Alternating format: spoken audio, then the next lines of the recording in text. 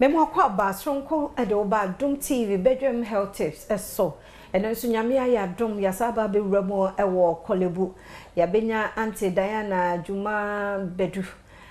wo ye hematologist anti ene ba be kasa afa hemophilia ho edin de enso condition nya papa na wotwi mu nyina ye ka hemophilia no a e condition be ya mame na endpoint for me party clinic say omoya de papa misro ye monwura ho nko cheke apomoden wo ho a nko cheke akwa ni nyina hwese bibia ye adwuma na momo ye scan and free de ama mema no prostate nti opportunity ni nie kono ko cheke na wo sheda ko ba bi se wo koye a ye je hu sika enso so wo ye de ama no number 0244867068 ene Auntie Diana ye mo akwa aba obapa ye da se ne so ye ba wo bi o promo de ama ye ne ye kasa anana wo twi mu wo se ye nkasa mfa hemophilia ho ne din de air condition ben ya yo ifia me da se ye ka yare hemophilia na ye hwe yare bi a e kan ye moja okay ne tosu mienu yare bi a ye de wo ti no so nimpa no ye be wo no na yare no e woni mu sa yare no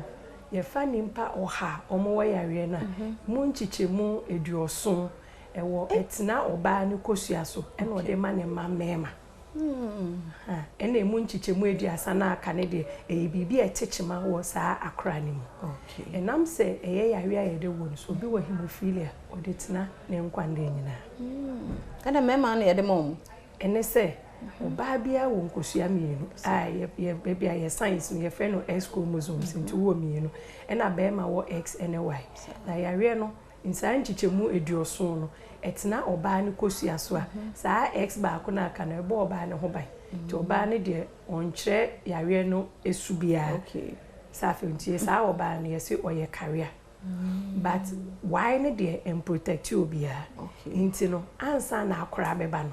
wo se kosua ba ko fi maame no na kosua nti se X ba ko fi maame no ba na be ma no de X ba ko ba saa akora ne be wo no oyo ba SS no eyoba okay be ma no ne wo Y na ye be ma okay nti so oba ne de X ne ba na be ma ne de Y ne ba ye be wo be ma okay nti na che se Y ne de no wo be ma no inti oba ni de se atena ni kosua ba akoso a eno so sa kosua no oba ni ni sutumi se me de yare ni so no nkwan ne beba de bi inti akra be ma obefa kosua na yare ne wo so ne fi ne maame ho no se ne papa de wai ne ba na chese ye be wo be ma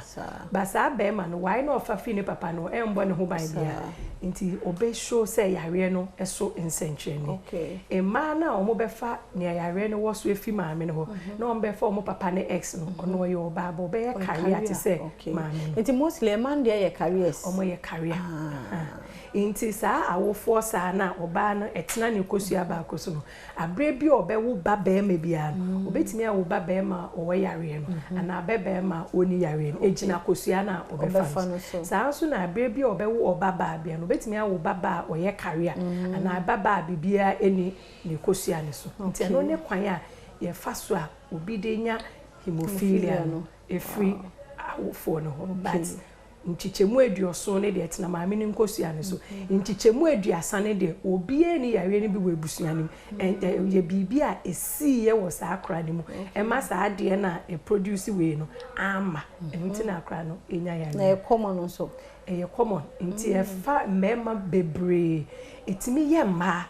ba ye oba na chese ne maame no e ye career na ne papa na so wo yare ne bi nti oba ono ye career no ko wari be mo no so wo yare ne bi dia ende sa akra ne fa kosua no e wo fi papa ne ho no e fi maame ne ho na yare no wo so no be fa X no so fi papa because papa ne de wo yare ne bi ne X no yare ne wo so nti sa oba no obenya X mienu ani nyina yare ne te so sa de obe twere yare no e ho nsentwe ne ba mpepie no nchichemu bebre na ye emema ene ye ombat etimi ye emanso na me ya domo kira na ya to aso ya da senti nkomo no na ye bie ni so de ama ona wotwe mu eye hemophilia no sa brofo titiri fasedama endpoint homeopathic clinic e china nkwa hodin wo ho akan ho simanum na ye wi ya da se